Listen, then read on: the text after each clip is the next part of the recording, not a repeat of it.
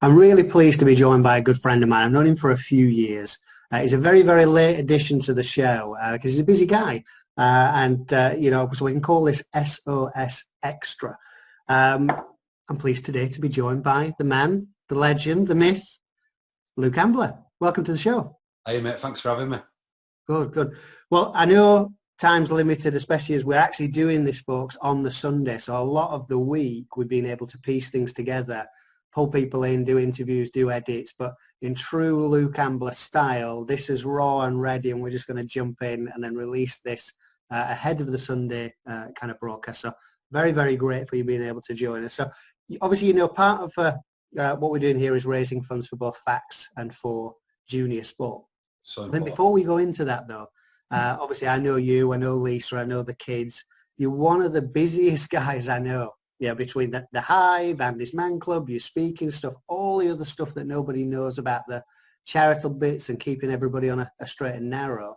That and your camper van, you've had a lot of freedom this year to do it. How are you guys coping with the lockdown? I think I'd call it a roller coaster. I think when it first happened, it was like, God, I needed this. Like, how good's this? Just all that time.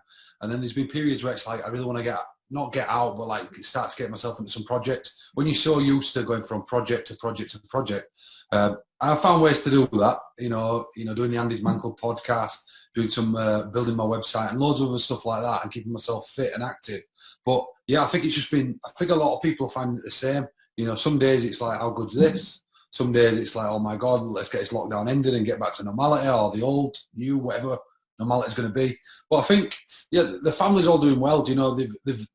Kids are really resilient out there. They learn to cope, and as long as you put a routine in place, we've found for us all. As long as we can say, right, Lisa, that's your hour in gym. Luke, that's your hour in gym. You have the kids there, and the kids, you got your schoolwork. I think routine is just so important in lockdown or out of lockdown. And I think once we've nailed that routine, it's really helped us all mindset wise.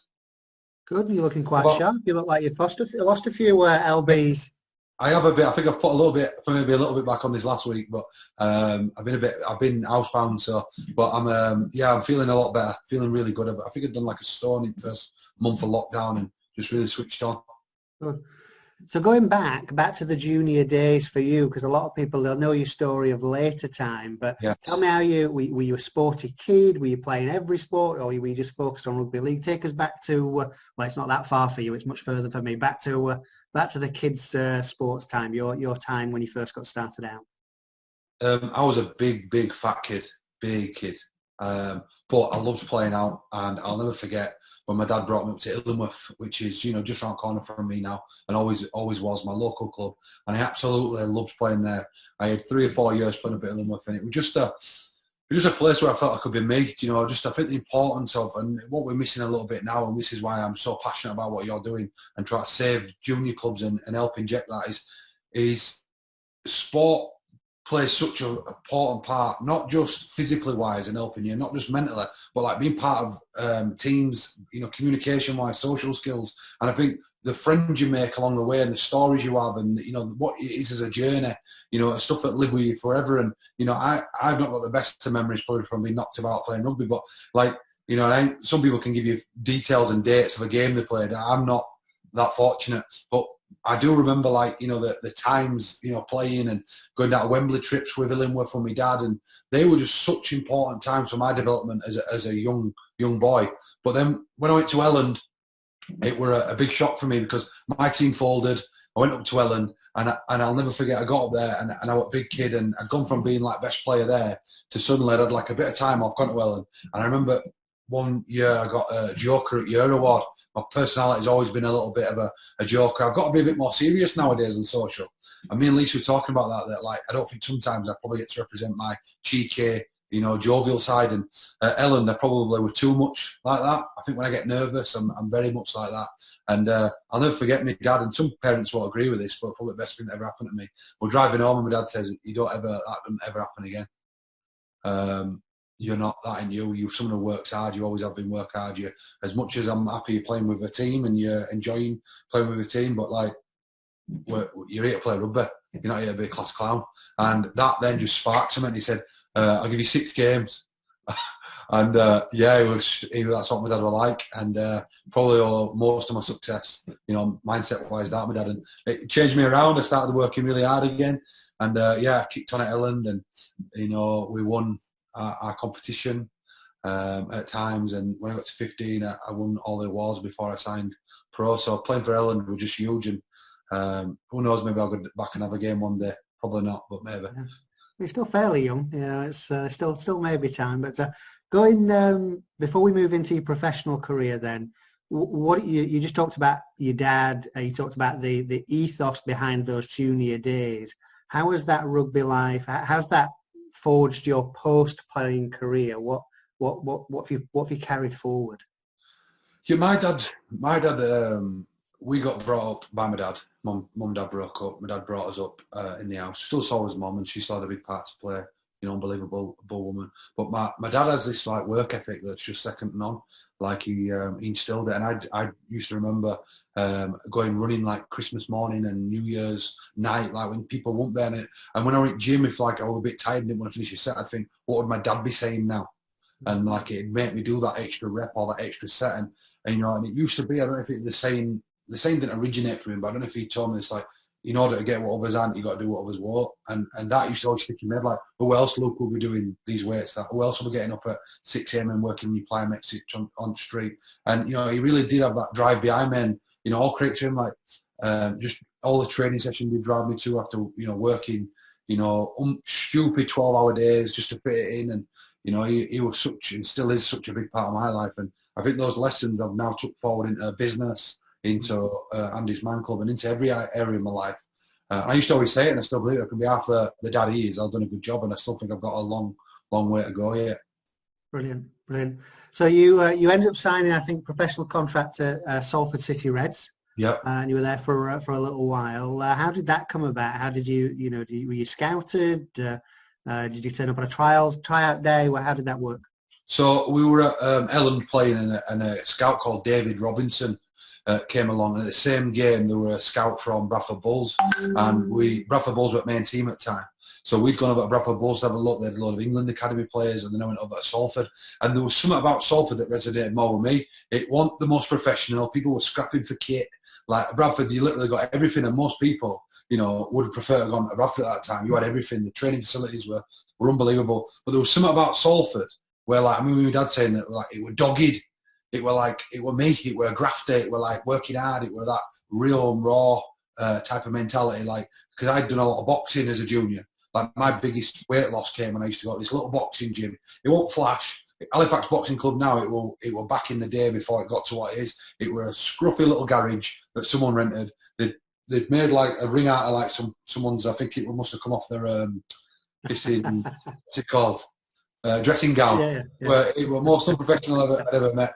But that got me this thing where it didn't matter about the flash stuff.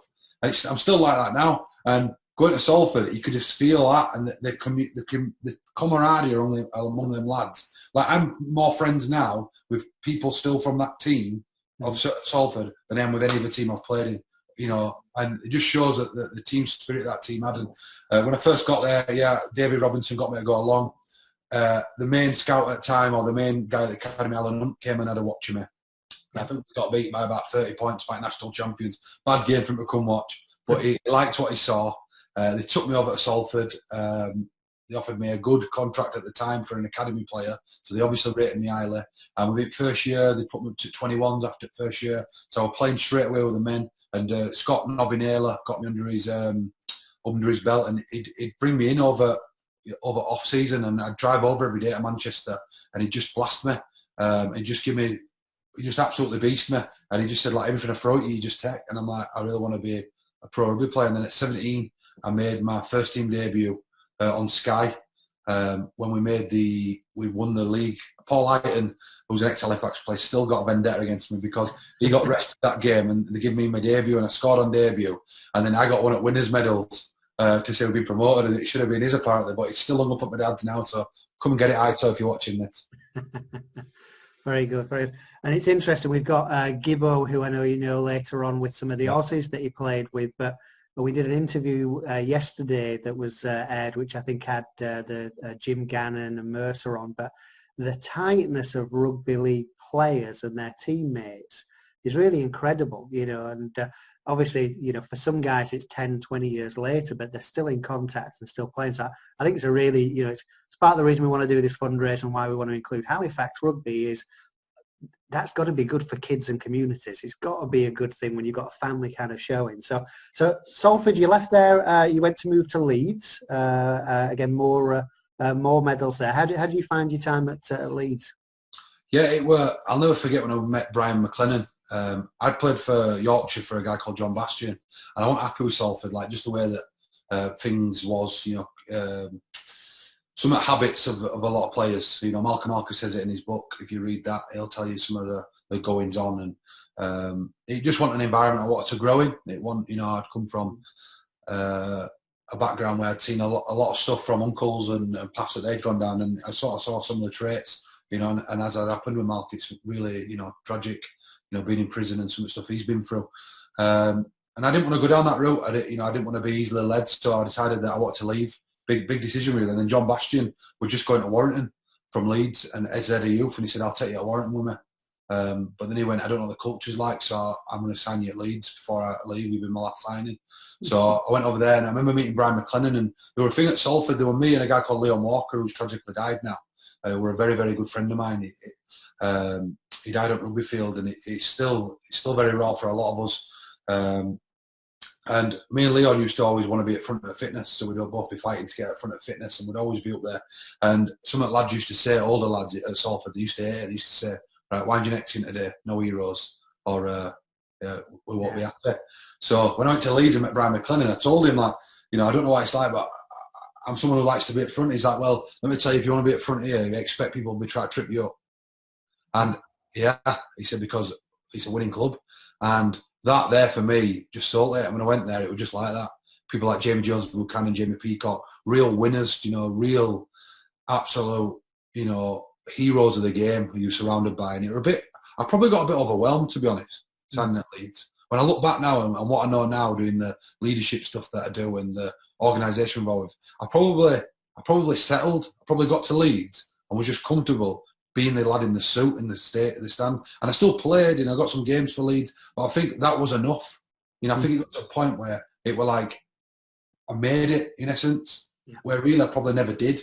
You know, and that was something that's difficult now, you know, when I look back at like what could I have done differently, although I hold no regrets. But yeah, playing for Leeds was just another complete level. You know, you're talking like, even though you were a squad member, people wanted your autograph, and you know, you were just part of a culture, like a family culture that was second to none. Playing with some of the world's best players, and not just best players, best blokes. People like Danny Badiras, you know, a great of the game, who became a good friend. Ali Lawatiti, Kylie Luluwai, you know, the fat wet dog as we call him, or as I call him, and he calls me dog breath, and he's someone I keep in touch with now.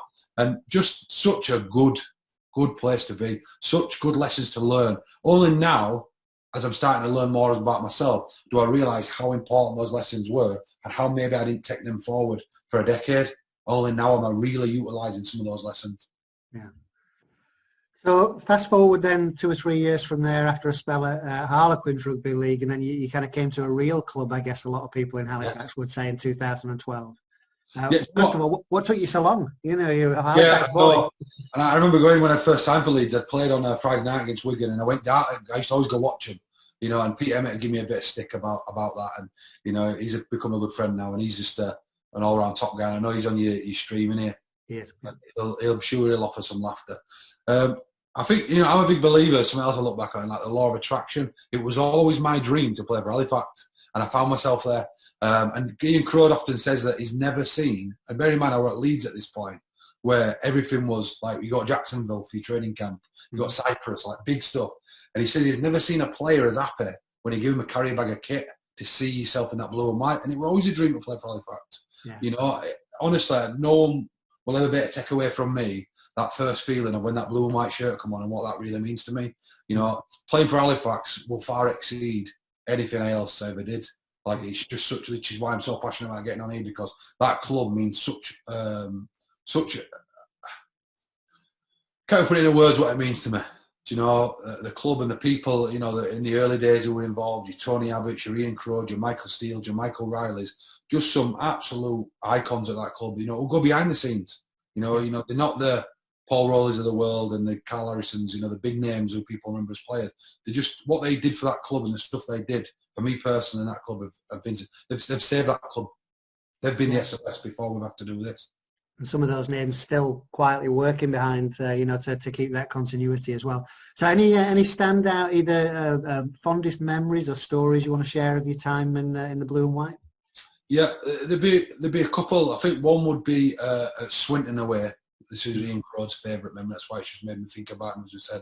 And we were just 2 points down, and it were like last 79th minute, and it wasn't looking good. And I think we needed to win this game.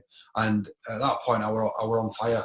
And I remember saying to Tiger Amphith, I said, "Give me the ball, I will score." And he said, "We've got a different player." I said, "Give me the ball and I'll score."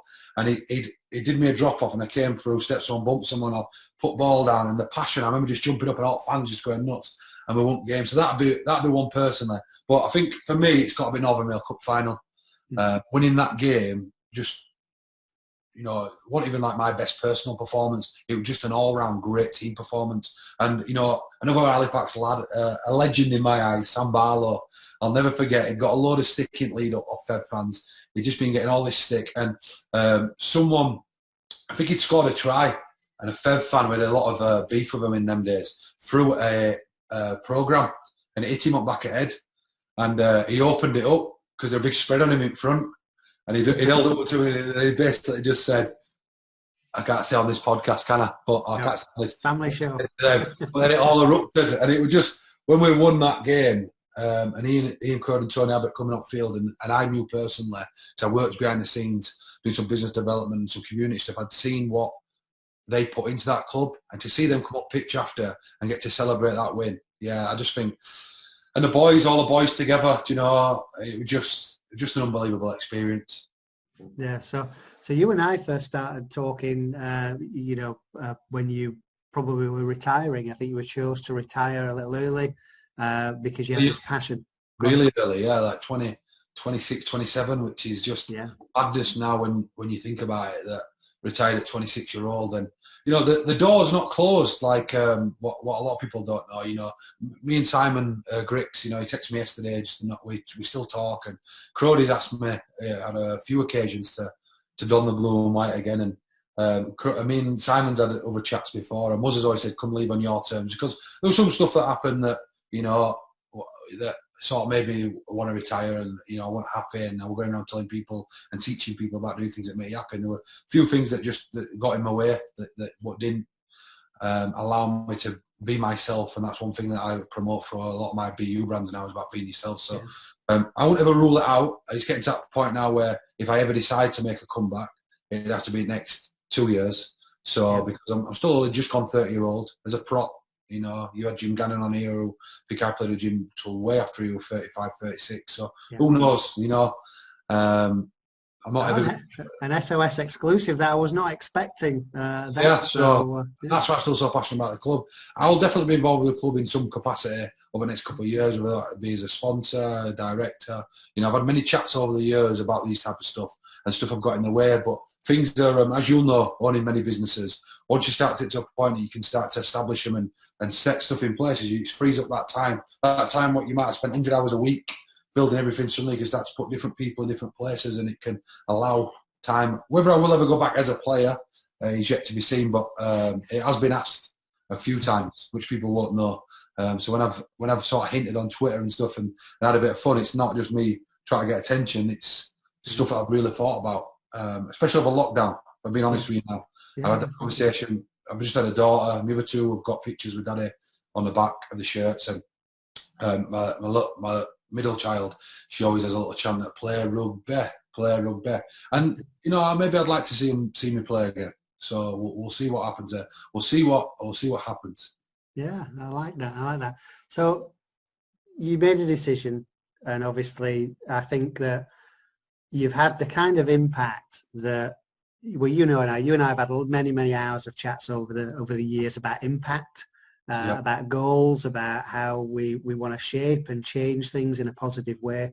And I think it's fair to say that what you've achieved in the last 4 years, not just in positively impacting people in the world of mental health and business, and we're going to talk about a little bit about the prison work as well, but you probably saved more lives than any of us could have dreamed of when we start thinking about our impact. So as crazy as it might seem to us in our Halifax bubble and our UK bubble, some people may not know yet about Andy's Man Club. So maybe you can give us a quick overview of the whys, hows and wherefores that have taken a lot of your time in the last 3 or 4 years.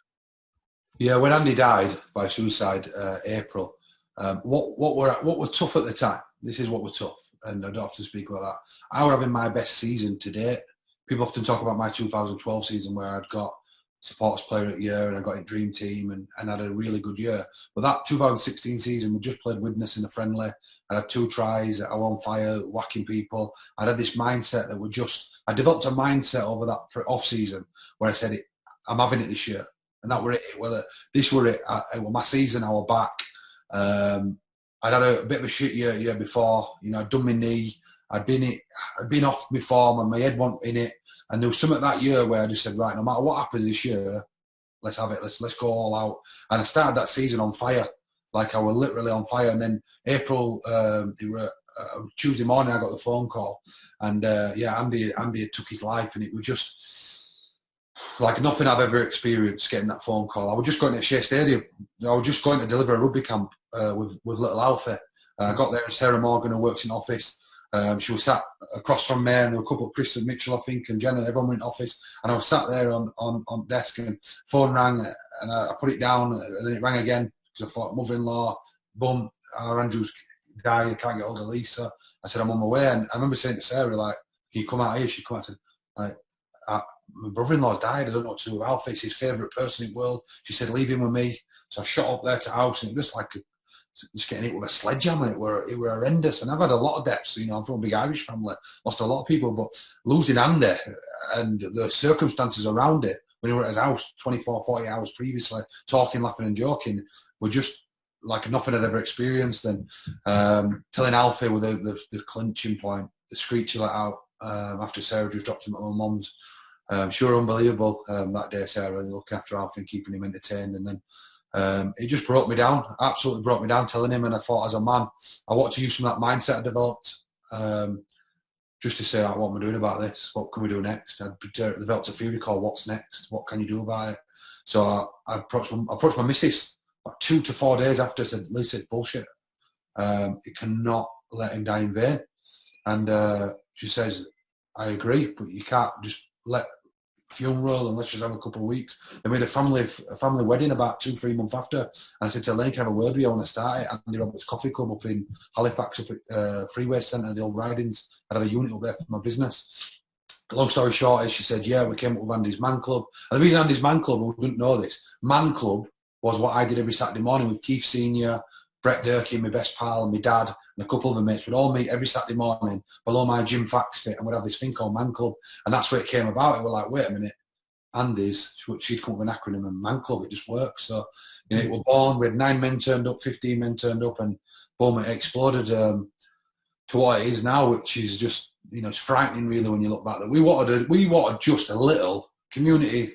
A lot of people set up memorial stuff after someone dies, and that's all it's meant to be. A tiny little memorial. And I remember doing my first ever interview with Halifax, and I've still got the video somewhere, and I might find that and release that actually. And it basically just said, we're starting this group, 4 men to talk, I'm in all my Halifax gear. Listen, it's not about me, it's not about money, it's not about any of that other shit that people do when they start charities. This is literally about helping that one man who's just like Andy. And if you could copy that video and push it out now, none of our facilitators or guys who would attend the group would say that it's ever changed. Guys, parents at home, I do apologise. There's been 3 or 4 words in there, naughty words, if we've got some kids. Yeah. So sorry. I'm gonna smack your hands, and I'm gonna put a little bit of soap in your mouth when I see you next, Mr. Ambler. Yeah, so, sorry to interrupt. Sorry, parents. Again, you've got to understand this is raw, it's real, and actually, I know how passionate Luke is, and he's probably sanitised this a little bit from his real. So sorry to jump in, but yeah. So and now fast forward, you know, after 3-4 years, it's certainly not a tiny 5-10 person. Why don't you give us the update on that? Yeah, do you know, and I was talking to someone about this the other day about how we wanted it to be this nice little community coffee club where guys come and chat, and, you know, we didn't really know what to do. I remember at the beginning, like, because I was delivering workshops, it was like, oh, we could just, that workshop I deliver there, I'll just give it to, like, lad who's helping me out and say, you deliver that to that group and I'll deliver this. And it just sort of moulded itself into what it is now. And now, you know, we're talking, we're 28 groups big, wide, 28 groups large, all over the UK. From as north as the top of Scotland to Devon and everywhere in between. And, you know, just before we closed, we just hit just under 1,000 men in one night.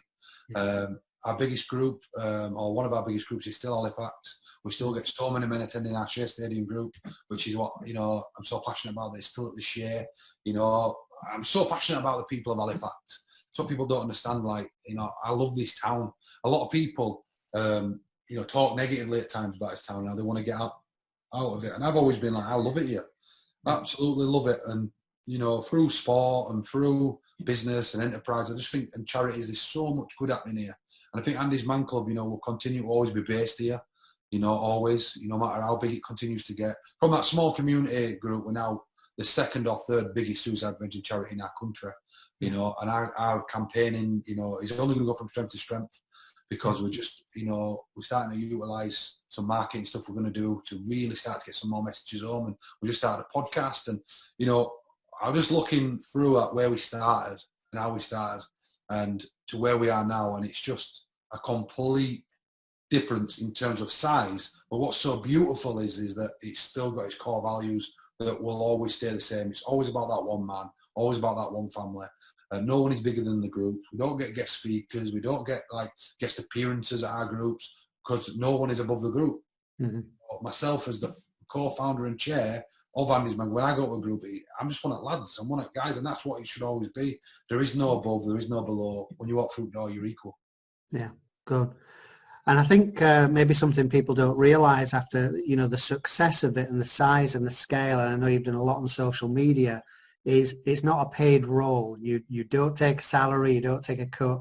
You in fact you're very vocal about that. You know, funds that are coming in to be ring fenced for stuff, and that'll ask the question for a lot of people, which is, well, where does he get his money from? You know, post rugby, and of course you've got a very successful career speaking, but also visiting the most vulnerable in society, probably those guys in the prisons. So maybe you share a little bit of that. Yeah. The financial thing, I just heard over years about different people who start different charities, and there were always controversy around what they did with the money. And I remember laying out on the Halifax video that this will never be about money. I'll never work for it. Like, and it was always just something I'd always said. But like where I laid, Andy's mum had said to me, what's going to be hard is that you don't sell potatoes for a living. If you sold potatoes and did Andy's Man Club, like it'd be fine. Or like if you just carried on playing rugby and did Andy's Man Club. But like I'd already had a business in mindset, in mental health, in public speaking that I were already doing for a long, long time before Andy's Man Club. And I found pictures out over years and I've released them saying, for those people who think I wasn't already doing this, this is what we're doing. And I felt, you know, Andy's Man Club became very negative for me at one point because I think it got so big, obviously, my profile grew, right? And as my profile grew, people then associate, well, that's the reason why speaking businesses grow. Would I be naive now to say first time ever publicly that the growth of Andy's Man Club wouldn't have put me in more people's eyes? No, but without Luke Ambler, there's no Andy's Man Club. Yeah. So it's which comes first, the chicken or the egg, right? No one could ever differentiate the two anyway, because I will always be, it's not I fought so hard to be about, I will always be the leader of Andy's Man Club. Whether I like it or not, no matter how much I tried in saying, I'm Luke Ambler, that's Andy's Man Club, and I still do to this day, try to differentiate him, I will always be Luke Ambler and his Man Club. That's what I'm always going to be now as a chair and face of it. But at the same time, I am Luke Ambler, speaker. You know, I am Luke Ambler, the entrepreneur. And that is something I'm also extremely passionate about, and I always have been passionate about from when I was 8 years old. And I borrowed my dad's first. My dad bought me a little workman's belt, and I would put a little book together, and I was knocking up little benches for people, and then that progressed into digging the gardens up, to walking to the shop for them, to selling CDs and DVDs and importing Ugg boots and all this other stuff I've done over the years. But we're now past the 5-year point where you can come and convict me. That's a joke. Everything was completely legal. I've always been an entrepreneur, always. Like anyone who knows me, even for playing rugby when I used to at Leeds, selling Ugg boots out at Boot, or when I used to, I've been over at a place in Wales I bought loads of old light fittings and lamps, and I was selling them out the back, and I used to do market stalls. People wouldn't even believe the stuff that I'd done alongside rugby. And the reason that is, you know why I always had something alongside rugby? Go on. Because when I joined Salford, Robbie Paul and Malcolm Alker were stars in my eyes. And Robbie Paul had just started a marketing degree, which I couldn't understand why he was starting a marketing degree. I couldn't get my head around it. I was 17 years old, I'm in first team, and he's a legend of the game, an icon of the game. He was on BBC alongside playing, and here he is starting university. It didn't make sense. And then Malcolm Alker, captain at team, highest paid player, had just started a building course. I remember saying to one of the lads, what are they doing that for? Surely they're just going to retire and enjoy their money. And like, you don't earn enough in rugby. I'm like, what course you do? Like, no. So when I went to Leeds, I straight away started a business course. Then I went and did my degree in sports performance. And that's where I always had something alongside of, like, I will always have something to fall back on, no matter what. Maybe detrimental to my career at times because I want maybe sole focused. But as you see in rugby, like, you know, Halifax team, the money you do get paid for the commitment you do, you know, is less than minimum wage. Right, it's less than minimum wage because it's not just about turning up Tuesday, Thursday, Friday training. It's the stuff that you got to look after yourself during the week, how you conduct yourself, you know, attending player appearances, all this stuff, the way you got to conduct yourself on social media. It's a 24/7 thing. You know, you can't go out and just put a photo on of you with all your mates drinking because people then have opinions, or that's why they played bad this week. You know, and if anyone watched the Michael Jordan documentary about how he was, you imagine that on a very micro scale in a little town like ours of people seeing you in the street. Like, you know, that's what it's like, and it is a 24/7 thing. So for me, business has always been a big passion. Continue will to be. I'm very passionate that I'll never earn out for Andy's Man Club. Never have, never will. I just don't see why I'd ever want to or need to because they've got a great team there now that do that. I just steer them. And business-wise, yeah, I go into prisons and I help our country's most violent and our country's most vulnerable, and it's been a big learning curve, you know, as a speaker, and I do a lot of corporate stuff now, which is great.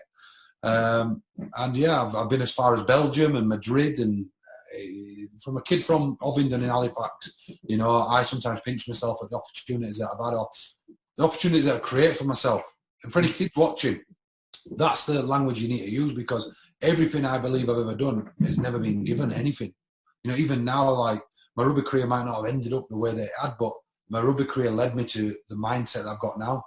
You know, I were always the player that wanted to go over and see the kids at the end of the game, that did the community programs, and then really were passionate about that, because I was that kid who I had my dad who were an unbelievable role model, but maybe what that little, you know, rugby player to be able to come and say, you've got it within you to do what you want to do. And it might not even be in sport. It might be the fact that you might go on and do that as a vet or as a doctor, but like, we live in a town where a lot of times aspiration are driven down rather than up, because people at times would rather push you down than pull you up. And the way I see it is the more successful I become and the more things I achieve, the more I want to be able to pull other people up and give them the same opportunities, whether that be through lessons or whatever that may be, even if it's just nuggets of information and inspiration, just to say, you can also do it. Brilliant. Well, I think there's some really wise words out there, and I think that's this event is about being positive. It's about the uplifting. You know, there's a lot of uncertainty around. I thank Boris Johnson today, because he's moved his 4 o'clock broadcast to 7 o'clock, which means our event can run uninterrupted. So I thank you for people who ever moved that universe around. That's really good, because we're on from 3 till 6 today. Right. You know, there's a lot of doom and gloom, and we wanted to make this event a bit more positive, a bit more about being prepared, about being ready for the other side of things. And again, I think we'd love to have sold 100,000 tickets, but, you know, one step at a time. It's a first event. I think coming up at the head of our show after Freddie, we've got a couple of friends of yours. I think Hannah Cockcroft and Lizzie Jones are appearing. So any message for those guys? Yeah, I think keep doing what they're doing. You know, we've got a very good town in terms of inspirational people, haven't we? The work that Lizzie's done, the work that, you know, look what Hannah's done. What an icon of our town. Yeah. You know, she's just an unbelievable inspirational individual, and she's turned complete, you know, what people would call misfortune into heroism. You know, the work she does, she's, you know, a world champion in her trade. Any kid watching this, listen to Hannah today and understand what you can do with no matter what physical or mental limitations you have, what you can still achieve in life, and she just sums that up. you know, and Lizzie, the tragedy she had and what she continues to do is just phenomenal. So, you know, everyone in this town, there's role models out there if you look for them, you know, within the rugby team. And one thing I'm going to say is what you'll find in our town is majority of our rugby teams and football teams are in our most deprived areas. The Illingwoods, the Ovingdons, the Siddles, the King Crosses. And this is so important, you know, getting the kids now, especially nowadays, even more so when I was a kid, off the Xboxes, off the PlayStations, off the iPads, down to these places to improve the social skills, to improve the mental health and physical health. And they might not go on and play for Halifax. They might not go on and play for Leeds Rhinos, but who cares? That does not matter. What matters is that they go and have a sense of purpose and a belonging. And this is what these areas are about. And listen, it helps if they can go and do that and get away from maybe some of the other paths that they're going to get offered. Maybe then I won't have to go speak to them in Ambler prison in the next 5-10 years, will I? So let's just get that focus right. Good. And again, thank you for being on. We're just going to wrap it up now, but I appreciate your time. I don't think I've actually seen you, apart from in a coffee shop, sits this still for 30 minutes in all the time. Although a little bit better now. Yeah. So just a quick message, if somebody's considering buying a ticket, maybe they missed yesterday's show and they're considering buying a ticket, knowing that all the money, 100% of it, 50% goes to Halifax Rugby League, 50% goes to junior sports grants via the Community Foundation for Calderdale. Have you got a message for them? Tell them what would you recommend they do? If I was, you just sold it to me, so I'll be buying some tickets today. I think anyone out there who's thinking about buying a ticket, listen, sport in our town is so important. It's given me the foundations to be able to do everything that I'm doing right now. It'll give your kid the foundation to get that self-confidence, that self-belief. So let's not just think about just the main team here of Halifax. Let's think about all the junior clubs out there, football, rugby, cricket, whatever it may be, and a camaraderie that them kids are going to be able to get, male or female. Right now, what we can do as a town, come together. What we are beautiful for in our town. We did it together once. We did the holding hands in town for the It's Okay to Talk Together Stronger. Is we can come together as a town. And I think that's what makes Halifax so great. There's a lot of negativity at times, but this event is just so positive. And get a part of it, be a part of it. Let's save the sport in our amazing town. Brilliant. Well, guys, you heard it there from the man himself. I think that, even though I've known Luke for a while, I learned some new things there today as well. And he's very, very generous with his time. And I think that the man you're seeing here is really a genuine reflection. It doesn't change once the camera turns off. So I'm really pleased we've been able to do this extra today. Hopefully, feel free to share it, post it on social media. Do come and join us at 3 o'clock. If you already got a ticket for yesterday, you can automatically get it for this broadcast today as well. But if not, share it around with your family. Remember, we're really trying to have a positive impact and just take a bit of pressure off. So still tickets available, but if you can't do that, no problem. We hope you have a terrific rest of the weekend. Luke, thank you very much for joining us. Anyone does need to pick me up as well. Next Saturday, Hive Coffee and Kitchen Halifax is opening. Takeaway only. Get down there for a proper coffee.